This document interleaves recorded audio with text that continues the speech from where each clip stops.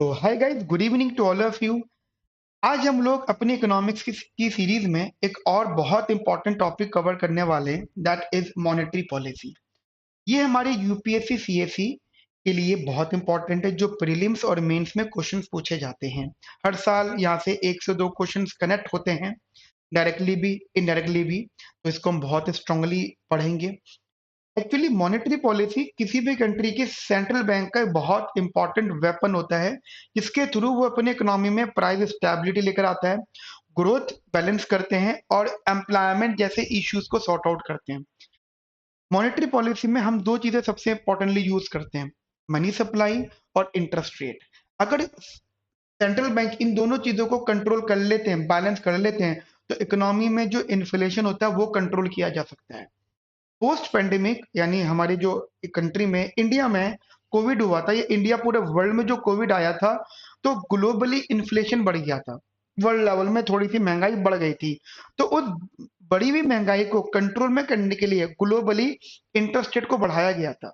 तो जब interest rate increase होता है, तो कॉस्ट ऑफ बोरोइंग महंगी हो जाती है, लोन महंगा हो जाता है, जिससे कि लोगों की विलिंगनेस टू पे कम हो जाती है और इन्फ्लेशन कंट्रोल हो जाता है। तो आज हम लोग यही सब कुछ समझेंगे कि कैसे इंटरेस्ट रेट और मनी सप्लाई का बैलेंस इकोनॉमी की इन्फ्लेशन को कंट्रोल करता है, कैसे आरबीआई का कंप्लीट कंट्रोल इकोनॉमी को ग्रोथ करने में सपोर्ट करता है, और आफ्टर दैट पूरी इकोनॉमी को अगर एंटायरली कंट्रोल किया जाता है, monetary authorities, money creation, credit creation, उसमें सेंट्रल बैंक का जो इंपॉर्टेंट टूल होता है, इंपॉर्टेंट वेपन होता है, मॉनेटरी पॉलिसी को कैसे इस्तेमाल किया जाता है। जी हाँ गाइस, मेरा नाम है समीर चौधरी और आज हम लोग यही सब कुछ डिस्कस करने वाले हैं। तो कॉपी पेन निकाल के बैठिएगा, एक एक चीज नोट करिएगा। स्ट्रैटेजी मेरी क्लियर है। पहले मैं आपको मॉनेटरी पॉलिसी पूरा समझाऊंगा, डिटेल में समझाऊंगा। उसके बाद हम लोग इससे रिलेटेड प्रीलिम्स में जितने क्वेश्चंस आए हैं from last 10 to 15 years, and उसके बाद में मेंस में कितने क्वेश्चंस यहाँ से कनेक्ट हुए हैं। सो गाइस, इकोनॉमिक्स की सीरीज में हम पूरा कंटेंट कवर करेंगे हमारे यूपीएससी इकोनॉमिक्स से रिलेटेड। आपने अगर इससे पहले के लेक्चर्स नहीं देखे तो प्लेलिस्ट को अभी ज्वाइन करें, अभी देखें और अपने लेक्चर्स को देखना स्टार्ट करें। शुरू करते हैं आज का डिस्कशन। Let's begin. सो ठीक है, तो मॉनेटरी पॉलिसी हमारे यूपीएससी सीएससी का बहुत इंपॉर्टेंट टॉपिक है। ठीक है, इसको थोड़ा ध्यान से पढ़िएगा। एक्चुअली मॉनेटरी पॉलिसी ना गाइस एक प्रकार का प्रोसेस होता है। ठीक है, process for what? Process to manage the money in the economy. 1934 में एक एक्ट बनाया गया। ठीक है, कब? 1934 में एक एक्ट बनाया जिसको हमने नाम दिया आरबीआई एक्ट। और इस एक्ट के अकॉर्डिंगली ये फाइनलाइज हुआ कि इंडिया में, हमारी कंट्री की बात हो रही है, जितने भी मनी से रिलेटेड चीजें हैं वो सेंट्रल बैंक कंट्रोल करेगा। ठीक है, सेंट्रल बैंक इसको कंट्रोल करेगा, और हमारी इंडिया का जो सेंट्रल बैंक है उसको हम आरबीआई बोलते हैं, reserve bank of India. Clear?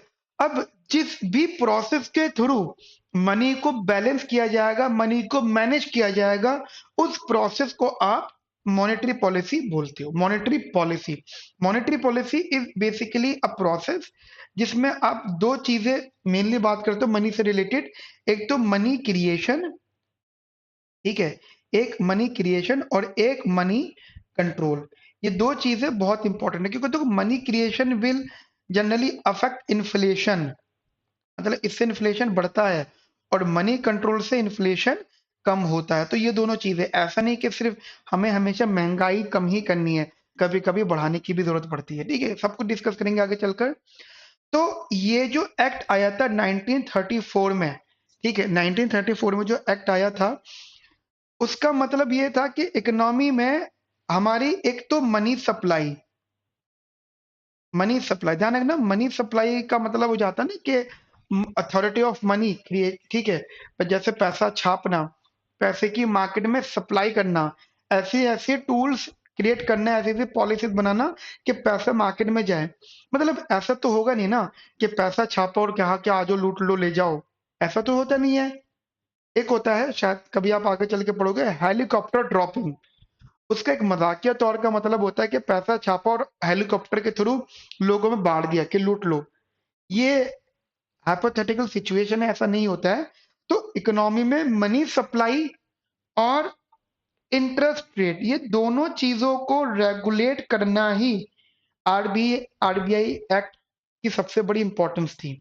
ठीक है, now the question is that कि why we need to regulate it, हमें क्यों रेगुलेट करने की जरूरत है इन सब चीजों को, मतलब मनी सप्लाई और इंटरेस्ट रेट को।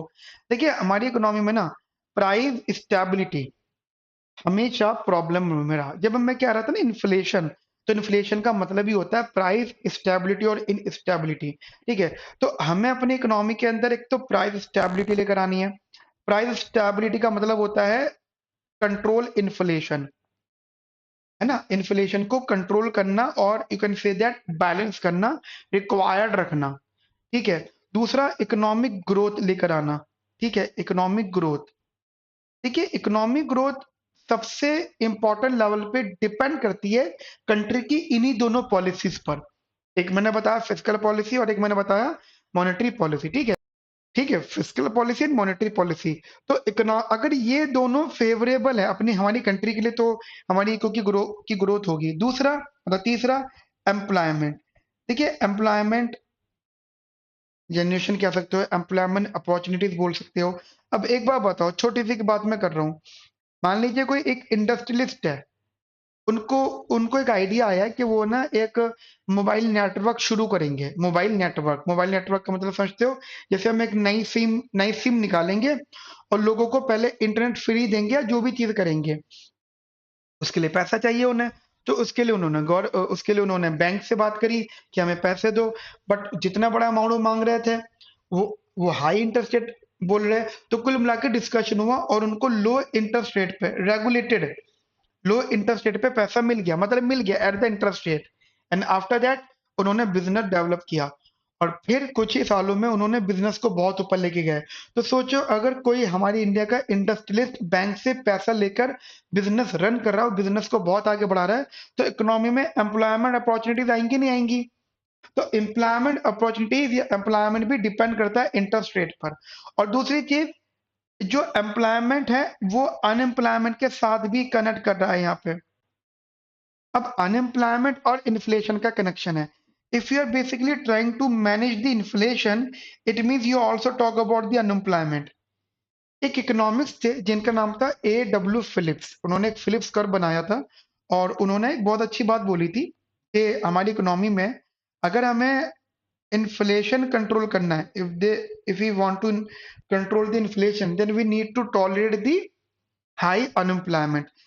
एक्चुअली उन्होंने एक रिलेशनशिप बनाया था बिटवीन अनएम्प्लॉयमेंट और इन्फ्लेशन। हम लोग इन्फ्लेशन को पाई से डिनोट करते हैं, ध्यान रखना, और यू को अनएम्प्लॉयमेंट बोलते हैं। ठीक है, उन्होंने बोला था कि there is a inverse relationship. Guys एक बात ध्यान रखना, इकोनॉमिक्स में इंटरेस्ट का मतलब और डायग्राम से दोस्ती नहीं होती है। डायग्राम समझ में आने चाहिए आपके।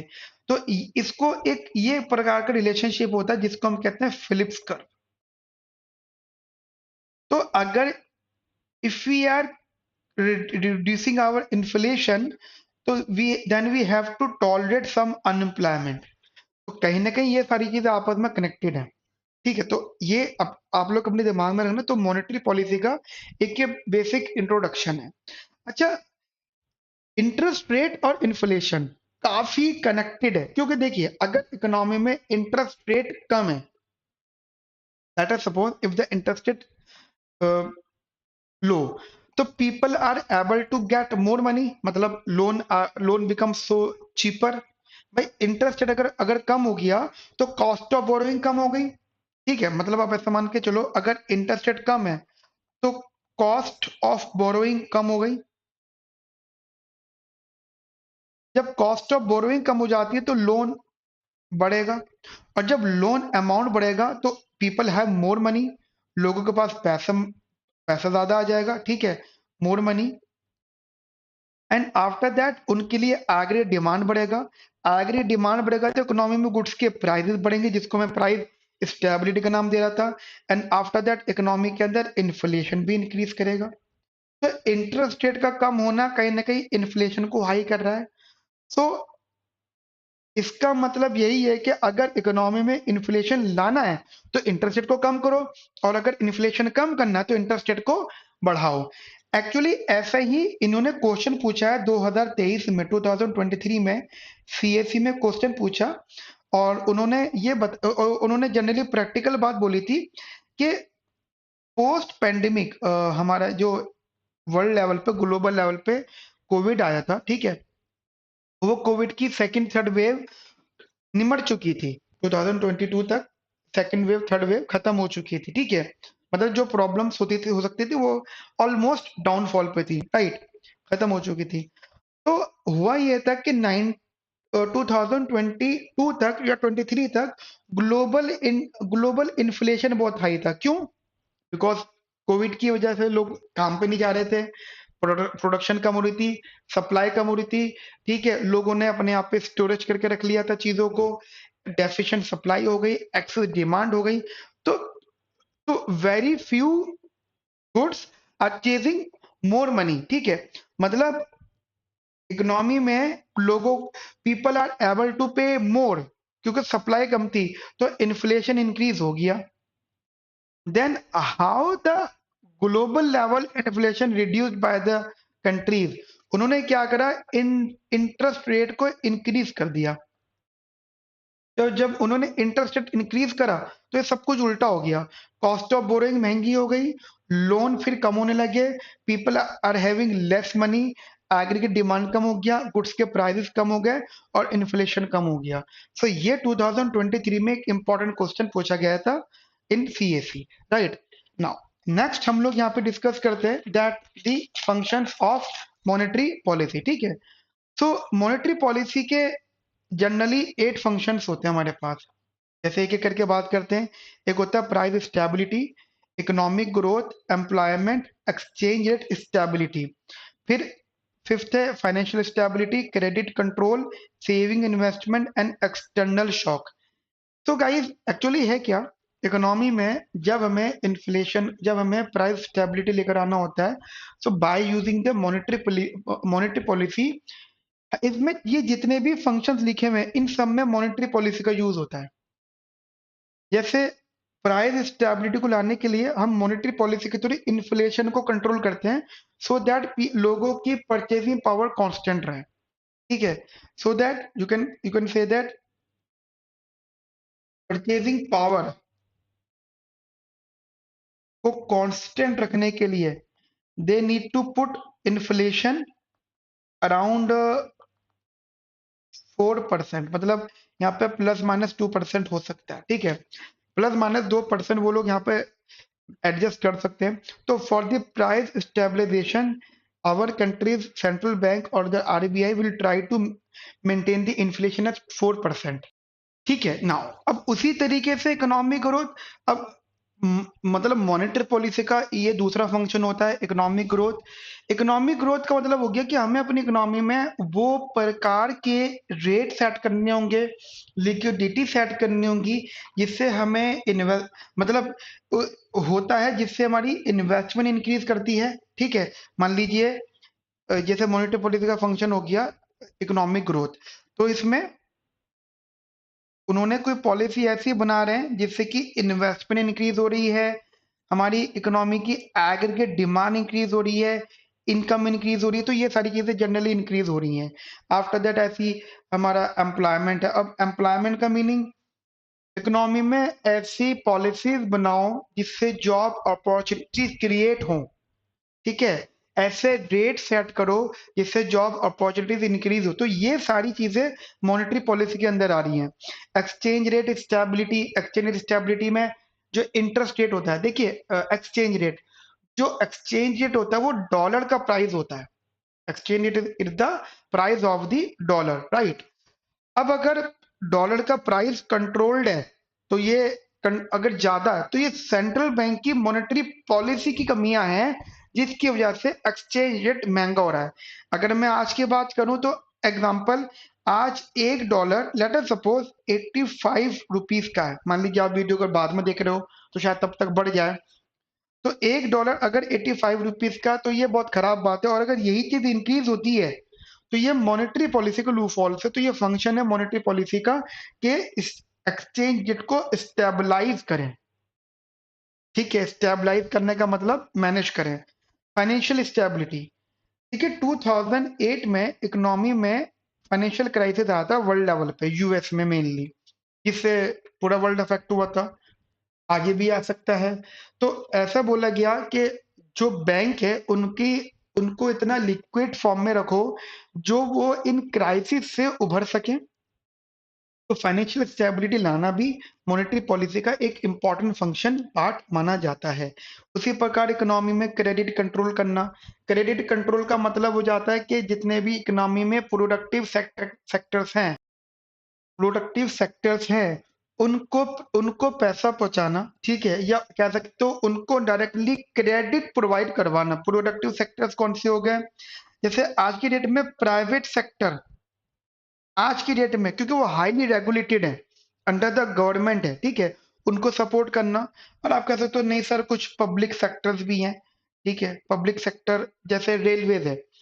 अब रेलवे, अब आप देख रहे होंगे पिछले कुछ सालों में यहाँ पे रेलवे को में काफी सारी इंप्रूवमेंट आ रही है, ठीक है, मतलब वंदे भारत, ये एक्सप्रेस, बहुत सारी चीजें आ रही हैं। तो वो एंड ऑफ द डे है क्या, एक प्रोडक्टिव बिजनेस है। यानी यानी जैसे मैं ही हूँ, अब ये वंदे भारत आई, मेरा मन कर रहा है कि एक बार ट्रैवल करूँ, इरिस्पेक्टिव कि मुझे कहीं जाना है, मुझे कहीं भी नहीं जाना, बस ऐसे ही आना जाना कर लूंगा मैं, ठीक है। तो कहीं ना कहीं कंट्री का फायदा ही हो रहा है। तो ये सारी चीजें भी सेंट्रल बैंक की जो मॉनेटरी पॉलिसी उसका फंक्शन होता है। सेविंग इन्वेस्टमेंट को बैलेंस करना एंड एक्सटर्नल शॉक। देखिए एक्सटर्नल शॉक हमें पता है होते रहते हैं, जैसे आपको पता है वॉर है। अब अगर वॉर होता है तो क्या वॉर से हमारी कंट्री अफेक्ट नहीं हो रही? अच्छा, एक बात बताओ, जैसे अभी कुछ टाइम पहले वॉर हुआ था, ठीक है, तो एलपीजी सिलेंडर में दिक्कत हो रही थी या ऑयल को लेकर दिक्कत हो रही थी, क्या लगता है कहाँ पे क्या कमी थी? उन्होंने देना बंद कर दिया था? नहीं, एक्चुअली वो तो चलो कमी रही होगी, ठीक है, लेकिन प्रॉब्लम कहीं ना कहीं मॉनेटरी पॉलिसी की भी थी। क्यों? क्योंकि अगर कोई भी डेफिशिएंसी सप्लाई होती है, सप्लाई कम हो जाती है और हमारे पास में फंड नहीं है, मॉनेटरी पॉलिसी इस फेवर में नहीं थी कि फंड हमारे पास हो, तो हम वो चीज परचेज नहीं करते एट द हाई प्राइजेस, ठीक है, सब कभी कभी ऐसा होता है। तो वॉर जैसी सिचुएशन या यूएस की पॉलिसीज, यूएस बात बात पे अपनी पॉलिसीज चेंज करते हैं, जैसे भी टैरिफ पॉलिसी थी, तो उनके एक्सटर्नल शॉक को रिस्पॉन्स करना, ठीक है, ऐसे टूल को यूज करना जो कैप ग्लोबल लेवल की कैपिटल मार्केट के शॉक को थोड़ा सा उसके रिस्पॉन्ड को ऑफसेट कर पाए। तो ये सारी चीजें, ये सारे फंक्शन जनरली मॉनेटरी पॉलिसी के होते हैं। यहां तक मेरी बात आपको समझ में आती है अच्छे से, बढ़िया से? ओके, नाउ नेक्स्ट टॉपिक हमारे पास में है यहाँ पे, that the fiscal policy versus monetary policy. देखिए हमारी इकोनॉमी के सबसे सबसे इंपॉर्टेंट पॉलिसीज होती हैं जिससे हम अपनी इकोनॉमी के अंदर बैलेंस कर पाते हैं चीजों को, ठीक है। Fiscal policy and monetary policy, इसको मैं दो पार्ट में डिवाइड कर लेता हूँ। ऐसा तो ये है ही already. One is the fiscal policy, ठीक है, number one is the fiscal policy and number two is the monetary policy, ठीक है। ये एग्जाम में आने के चांसेस फुल रहते हैं। अगर आप प्रिपेयर कर रहे हो फॉर इकोनॉमिक्स ऑप्शनल, तो वहां तो ये बहुत ही ज्यादा इंपॉर्टेंट है, ठीक है। Monetary policy, fiscal policy and monetary policy. देखिए फिस्कल पॉलिसी जो होती है, it is generally government policy, ये गवर्नमेंट की पॉलिसी होती है। और इस पॉलिसी का सिंपल से मतलब होता है to adjust the spending and taxes. मतलब ये गवर्नमेंट एक्सपेंडिचर एंड टैक्सेस के बारे में बातें करते हैं। Government expenditure for what, government किन किन जगहों पे खर्च करती है? Hospital, colleges, institutions, road, building, दुनिया भर की चीजें जो गवर्नमेंट अपने एंड पे बनवाती है। अच्छा, why the government spend so much on these things? क्यों करती है गवर्नमेंट इन जगहों पे खर्चा? The only reason behind it to increase the aggregate demand. आप एक चीज समझना, हमारी इकोनॉमी की एग्रीगेट डिमांड का फंक्शन होता है AD equals to C plus I plus G plus net export. आप में से कुछ लोग अगर नॉन इकोनॉमिक्स बैकग्राउंड के प्योरली, तो इन सब चीजों को देखते रहना, आगे चल के सारी चीजें कवर्ड होंगी। और मैंने आपको नेशनल इनकम भी सिखाई थी। जो एग्रीगेट डिमांड, ये एग्रीगेट एक्सपेंडिचर होता है, ये कंजम्पशन एक्सपेंडिचर, ये इन्वेस्टमेंट एक्सपेंडिचर, ये गवर्नमेंट एक्सपेंडिचर, और ये एक्सपोर्ट माइनस इंपोर्ट होता है। याद होगा। मान लीजिए मान लीजिए गवर्नमेंट ने एक स्कूल बनवाया, ठीक है, एक स्कूल जो बनवाया, और वो स्कूल बना केवीएस, ठीक है। अब हमें पता है केवीएस कितने अच्छे स्कूल है। अब मान लीजिए केवीएस जैसा स्कूल बनवाया और वहां पे एडमिशन हो रहे हैं, ठीक है। एक छोटी सी बात कर रहा हूँ कि केवीएस चलिए गरीब बच्चों के लिए, बट वो 100% प्योरली गरीब बच्चे तो वो जा नहीं रहा। वहां पे मिक्स जा रहा है, मीडियम मिडिल क्लास पीपल भी जा रहे हैं। मान लीजिए मैं मिडिल क्लास पर्सन हूँ और मैं अपने बेटे का एडमिशन केवीएस में करवा देता हूँ, बेटी का एडमिशन केवीएस में करवा देता हूँ। आई कैन एबल टू पे सम फी, मैं कुछ पैसे दे सकता हूँ, लेकिन बिकॉज गवर्नमेंट ने बोला सब कुछ फ्री है तो मैं नहीं दूंगा। तो होगा क्या, मेरे कुछ कुछ पैसे बच जाएंगे, जो खर्चा मुझे अपने बच्चों की एजुकेशन में करना चाहिए था, वो खर्चा सरकार कर रही है। उससे क्या होगा, उस बचे हुए पैसे से या तो मैं अपनी कंजम्पशन बढ़ाऊंगा या अपने इन्वेस्टमेंट बढ़ाऊंगा, ये दोनों चीजें हो सकती हैं। दूसरी चीज, इसके साथ साथ गवर्नमेंट ने जो खर्चा किया है उससे ये चीज इंक्रीज करी है। इसका ओवरऑल इम्पैक्ट एग्रीगेट डिमांड पे बढ़ रहा है, ये एग्रीगेट एक्सपेंडिचर पे बढ़ रहा है। मान लीजिए गवर्नमेंट ने खर्चा किया, उसकी वजह से मेरी कंजम्पशन इंक्रीज हो जाएगी, इन्वेस्टमेंट इंक्रीज हो जाएगी। जैसे एग्रीगेट डिमांड इंक्रीज हुआ तो इकोनॉमी की ग्रोथ हो गई। सो गवर्नमेंट जो भी कोई खर्चा करती है तो उसका मेन पर्पस होता है ग्रोथ करना, ठीक है। सो उनका मेन पर्पस होता है कि इकोनॉमी के अंदर इन चीजों को लेकर आना, इंक्रीज करना। And also why the government impose the tax, क्यों टैक्स इम्पोज कर दिए? द ओनली रीजन बिहाइंड के रेवेन्यू जनरेट करना, क्योंकि ये एक्सपेंसिव फाइनेंस कहाँ से होंगे, ठीक है। एक बात, दूसरी चीज, हमेशा ध्यान रखना, ये हमेशा इकोनॉमी की डिमांड को अफेक्ट करते हैं, फिस्कल पॉलिसी प्रोडक्शन को अफेक्ट करते हैं fiscal policy, as well as economy की ग्रोथ को अफेक्ट करते हैं, एंड ग्रोथ, ठीक है। क्या क्या चीजें यहाँ पे आ जाती हैं? प्रोडक्शन अफेक्ट होती है, इकोनॉमिक ग्रोथ अफेक्ट होती है, और डिमांड अफेक्ट होते हैं।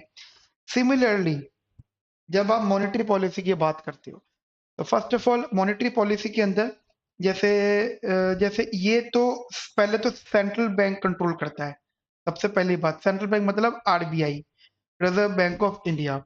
दूसरी सबसे इंपॉर्टेंट, जैसे यहाँ पे गवर्नमेंट एक्सपेंडिचर्स एंड टैक्सेस होता है, जो उनके मेन टूल्स होते हैं, या आप कह सकते हो उनके मेजर ऑब्जेक्टिव्स होते हैं। यहाँ पे हमारे जो टूल होते हैं, that is interest rate and money supply. Interest rate and money supply हमारे ये अनदर जनरली टूल होते हैं। होता क्या है कि इकोनॉमी में, जैसे जैसे हम लोग बोलते हैं कि इकोनॉमी में इन्फ्लेशन कंट्रोल करना है, तो इन्फ्लेशन कंट्रोल होगा by the monetary policy. Inflation control यहाँ से भी होगा, बट इन्फ्लेशन का जो सबसे बड़ा रीजन है वो मॉनेटरी पॉलिसी है, सबसे बड़ा एक रीजन है। What are the tools we are using here? That bank rate, यहाँ पे बैंक रेट होता है, ठीक है। बैंक रेट के थ्रू कंट्रोल की जाती है चीजें। सीआरआर, एसएलआर होता है, आपको सीआरआर एसएलआर पता है, जो बैंक का रिजर्व होते हैं, ठीक है। सीआरआर एसएलआर, रेपो रेट या रिवर्स रेपो रेट, ठीक है। And after that open market operations,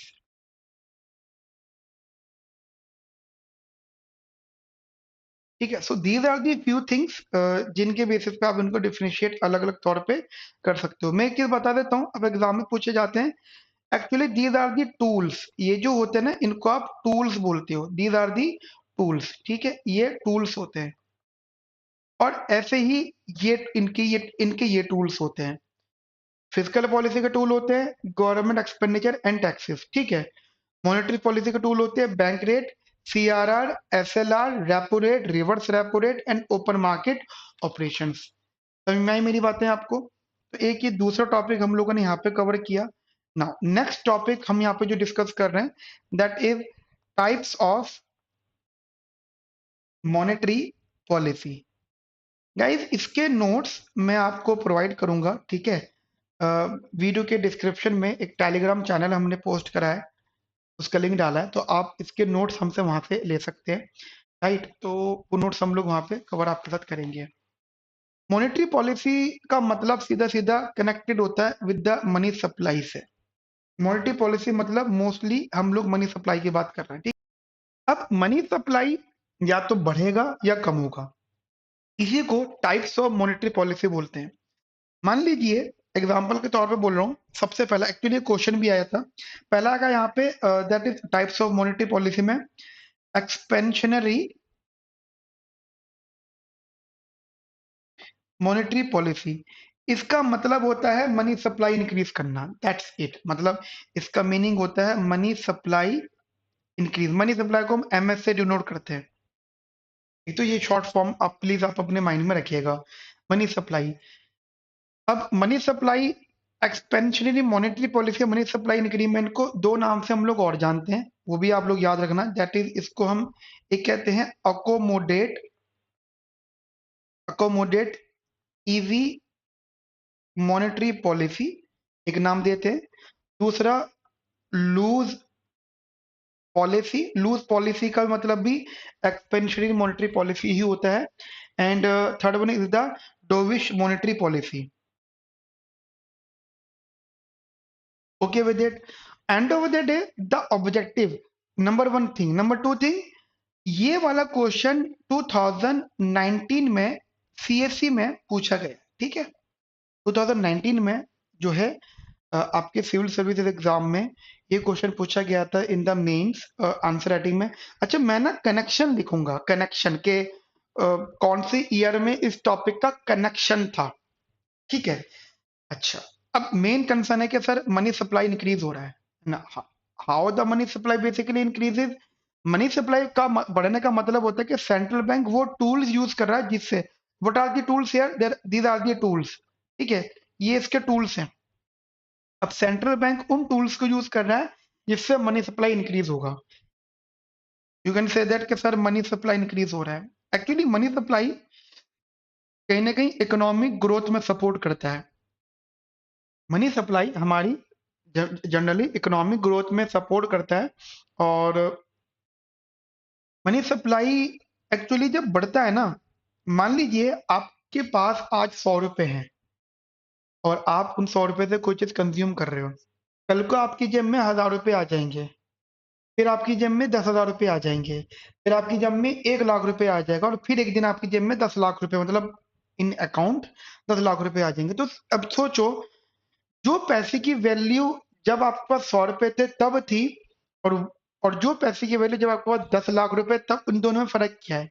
जैसे जैसे आपके पास पैसा ज्यादा आएगा, वैल्यू ऑफ मनी रिड्यूस होगा। And how can you say that sir value of money decreases, that when you are able to pay more price, more money, ठीक है, जो रिक्वायर्ड भी नहीं है, अगर आप ज्यादा पे कर सकते हो तो इसका मतलब वैल्यू ऑफ मनी कम हो रहा है, ठीक है।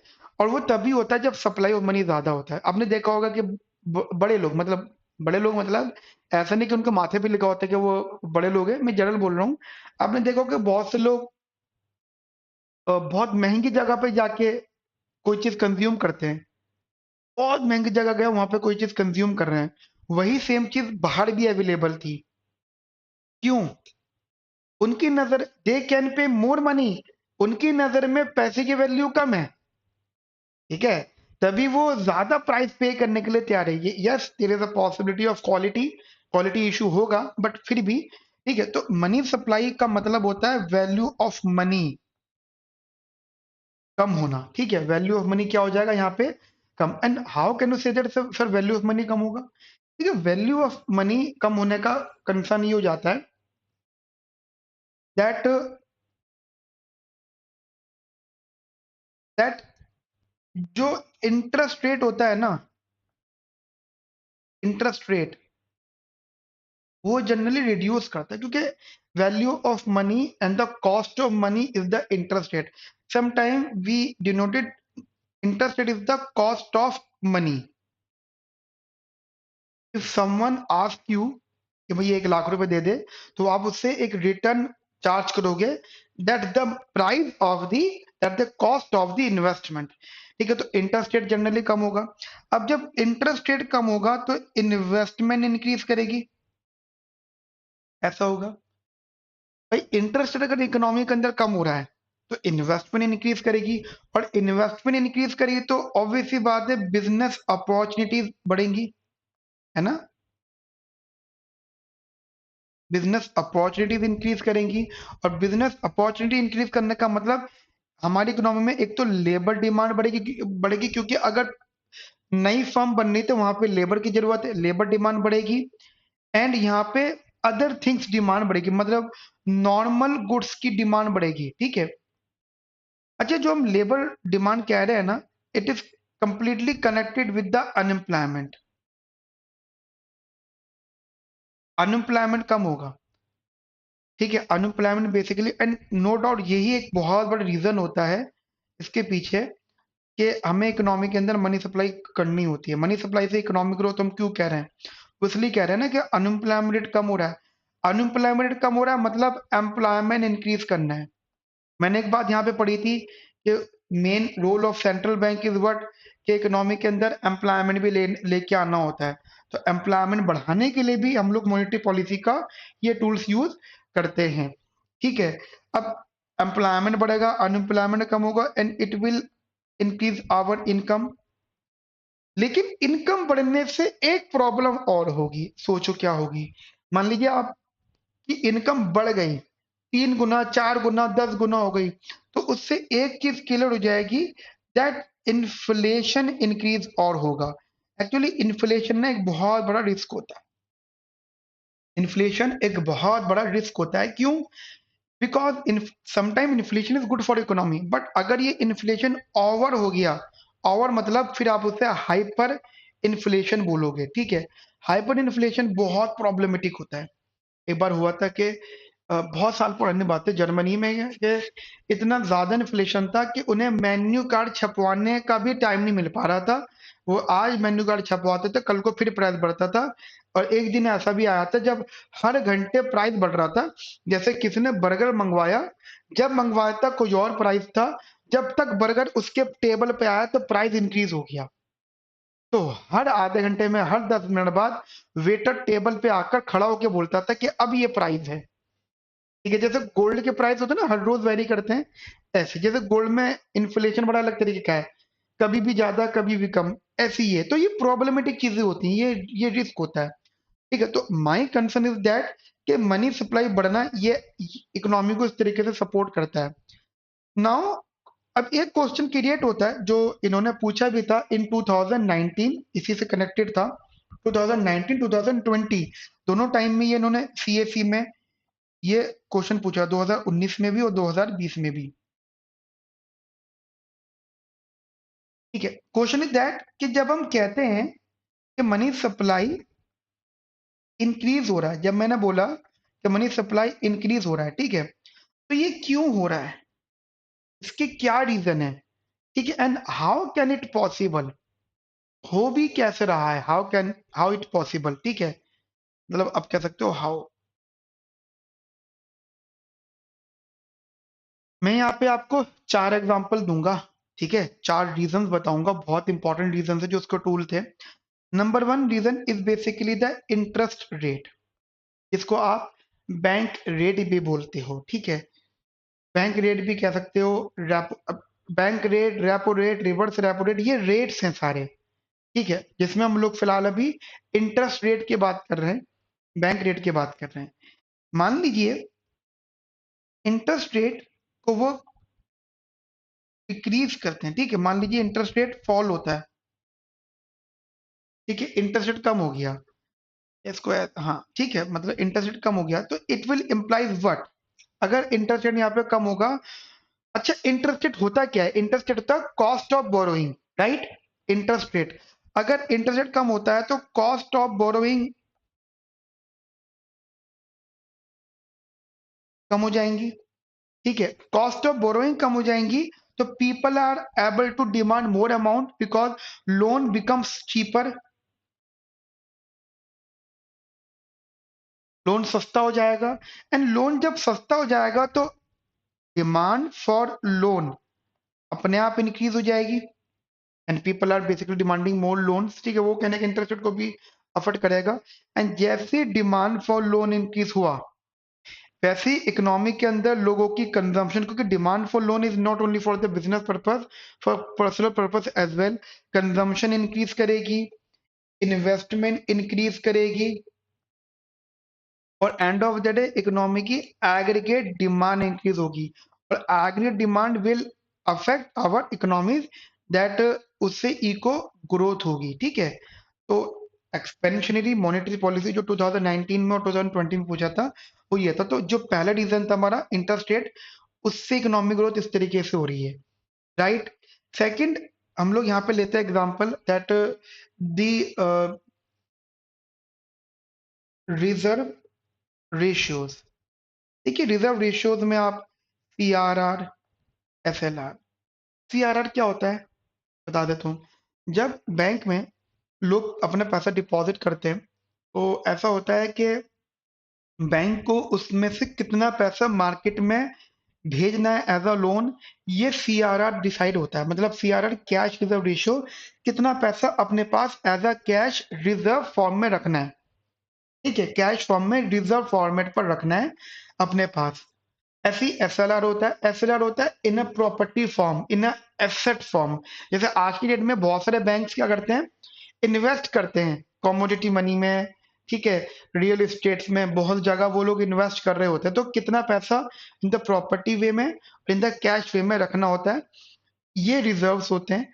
अब आप ये मान लो, इन केस जनरली अगर ये रेशियोज कम होते हैं इकोनॉमी में, तो रिजर्व जनरली कम हो गया, मान लीजिए रिजर्व कम हो गए, तो it will basically affect what, अगर ये कम हो रहा है, जहां पहले 100 रुपए में से 10 रुपए बैंक अपने पास रखता था, अब 10 में से 5 रखेगा। तो पहले जहां 90 रुपए अवेलेबल होते थे फॉर द लोन, अब 95, 95 रुपीज होंगे। That more money is available, more money is available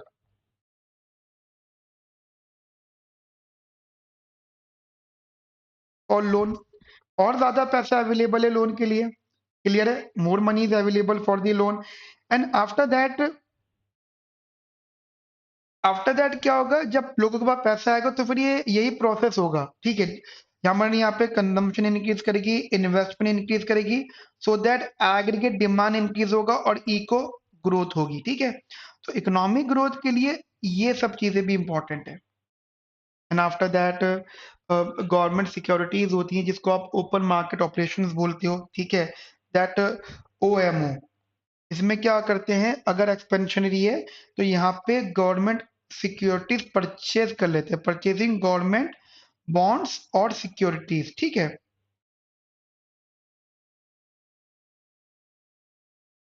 purchasing government bond और सिक्योरिटीज, हमेशा ध्यान रखना, ये जो वाला पार्ट होता है, ये बैंक डायरेक्टली पैसा मार्केट में भेजता है। मतलब या तो वो पब्लिक से बाय करते हैं, बाय मतलब परचेज फ्रॉम पब्लिक और फ्रॉम दी बैंक। अब ये बताओ, अगर पब्लिक से बॉन्ड बाय कर रहे तो उसके रिटर्न में क्या देंगे, पैसे। तो इसकी वजह से क्या होता है, मतलब अगर परचेज कर रहे हैं, परचेजिंग इंक्रीज कर रही है और परचेज कर रहे हैं, तो it will basically provide the money. इसको ध्यान रखना, इंजेक्शन बोलते हैं, इंजेक्शन, इंजेक्शन जैसे इंजेक्शन ऐसा तो ना, कहीं जैसे इंजेक्शन दवाई लगती है तो वो लिक्विड अंदर चला जाता है बॉडी के अंदर, इंजेक्ट कर रहे हैं, ऐसे ही होता है कि गवर्नमेंट क्या करती है, पैसा इंजेक्ट करती है मार्केट के अंदर, इसे इंजेक्शन कहते हैं यहाँ पे, ठीक है। तो इंजेक्शन मतलब paying the money to the market agents, इसमें बैंक हो गया, पब्लिक हो गई, and after that it will affect, ठीक है। एंड उसके अलावा एक फोर्थ पॉइंट भी और भी है मेरे पास, that shifts in the money supply, that shifts in money supply, shifts in money supply. देखिए, मनी सप्लाई शिफ्टिंग का मतलब ये हो जाता है, जैसे मैं आपको डायग्राम के थ्रू बता रहा हूँ, आप में से कुछ लोग अगर डायग्राम नहीं समझ पा रहे हो, ध्यान रखना, डायग्राम से दोस्ती करनी पड़ेगी अगर आपको इकोनॉमिक्स सीखनी है। If you want to learn the economy then you need to understand the diagram. Y axis पे हम लोगों ने लिया इंटरेस्ट रेट, यहां हमने लिया मनी, ये होता है मनी डिमांड, ये होता है मनी सप्लाई। अब याद रखना मनी डिमांड डाउनवर्ड स्लोपिंग होता है, मनी सप्लाई वर्टिकल होता है। और ये इक्विलिब्रियम इंटरेस्ट रेट हो गया और ये इक्विलिब्रियम मनी हो गया। अब in case in money supply increase होता है तो तुम खुद सोचो, अभी इसको यहां कट कर रहा है, अब इंटरेस्ट रेट कम हो गया और money supply M star equilibrium increase हो गया। तो होता ये है, हमेशा ध्यान रखना कि अगर इंटरेस्ट रेट, क्योंकि ये बात हम पहले भी डिस्कस कर चुके हैं, ये बात पहले भी हम डिस्कस यहाँ पे कर चुके हैं कि मतलब मनी सप्लाई इंक्रीज करने की वजह से, मनी सप्लाई बढ़ाने की वजह से इकोनॉमी का इंटरेस्ट रेट कम भी होता है। So this is also the part, ठीक है। तो this is one of the part के दूसरी चीज, अच्छा ये ना आउटकम भी, it is basically the outcome. Outcome क्या, आपने इंटरेस्ट रेट कम किया या आपने ओएमओ में इन्वॉल्व हुए, तो दोनों ही केस में आपका मनी सप्लाई इंक्रीज कर रहा है, ठीक है। यहां तक मेरी बात आपको क्लियर होती है। So guys this is the expansionary monetary policy, बहुत इंपॉर्टेंट है ये। जैसे ही मैंने एक्सपेंशनरी मॉनेटरी पॉलिसी डिस्कस किया है उसी प्रकार इसका दूसरा पार्ट भी होता है, ये मैं आपको नोट्स में दे दूंगा। दूसरा पार्ट भी होता है, उसे हम कहते हैं कॉन्ट्रैक्शनरी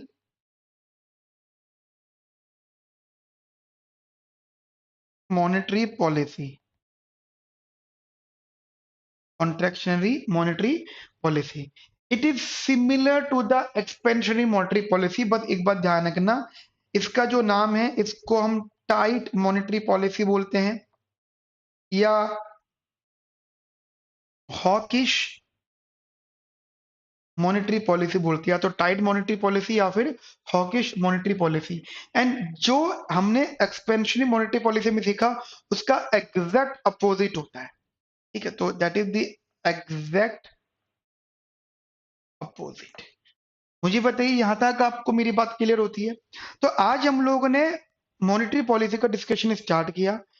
3 सेशंस में मैं ये टॉपिक कवर करूंगा आपके लिए, ठीक है। I will try to cover this session in 3 videos, ठीक है। और उसमें हम लोग इसको बहुत अच्छे से कवर करेंगे। फोर्थ वीडियो हमारी आएगी इसके क्वेश्चंस पे, प्रीलिम्स के क्वेश्चंस की पहले, उसके बाद मेंस क्वेश्चंस की। तो सारी चीजें हम लोग ऐसे कवर करेंगे, ओके। और इसके नोट्स मैं आपको प्रोवाइड करूंगा, जो नोट्स में आप जो मैंने आप लोगों के लिए बनाए हैं। तो टेलीग्राम चैनल है उसको ज्वाइन कर लीजिएगा, वहाँ पे आपको सारे नोट्स मिल जाएंगे। तो आज के लिए इतना रखते हैं, मिलते हैं नेक्स्ट सेशन में। Have nice day, thank you, bye bye, take care.